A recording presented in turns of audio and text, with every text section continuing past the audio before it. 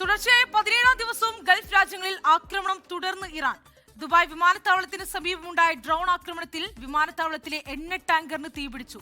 വിമാന സർവീസുകളെ ആക്രമണം സാരമായി ബാധിച്ചു. ഇറാന്റെ മിസൈൽ ആക്രമണത്തിൽ അബുദാബിയിൽ പലസ്തീൻ പൗരൻ കൊല്ലപ്പെട്ടു. പുലർച്ചെ 3 മണിയോടെയാണ് ദുബായ് വിമാനത്താവളത്തിന് സമീപം ഡ്രോൺ പതിച്ചത്. വിമാനത്താവളത്തിനുള്ളിലെ എണ്ണ ടാങ്കറിന് തീപിടിച്ചു. സിവിൽ ഡിഫൻസ് ടീമിന്റെ നേതൃത്വത്തിൽ ഉടൻ തീ അണച്ചതിനാൽ നാശനഷ്ടങ്ങളുടെ വ്യാപ്തി കുറച്ചു. ആർക്കും പരിക്കേറ്റില്ല.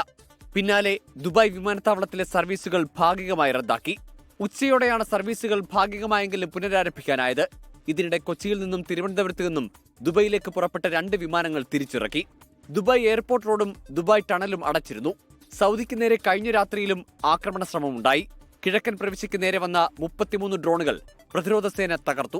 ബഹ്റൈനിൽ രാവിലെ സൈറൻ മുഴങ്ങി. ഇറാൻ ഉടൻ ആക്രമണം അവസാനിപ്പിക്കണമെന്നും നയതന്ത്ര ഇടപെടൽ ഉണ്ടാകണമെന്നും UAEയും സൗദി അറേബ്യയും ആവശ്യപ്പെട്ടു. 24 ദുബായ്.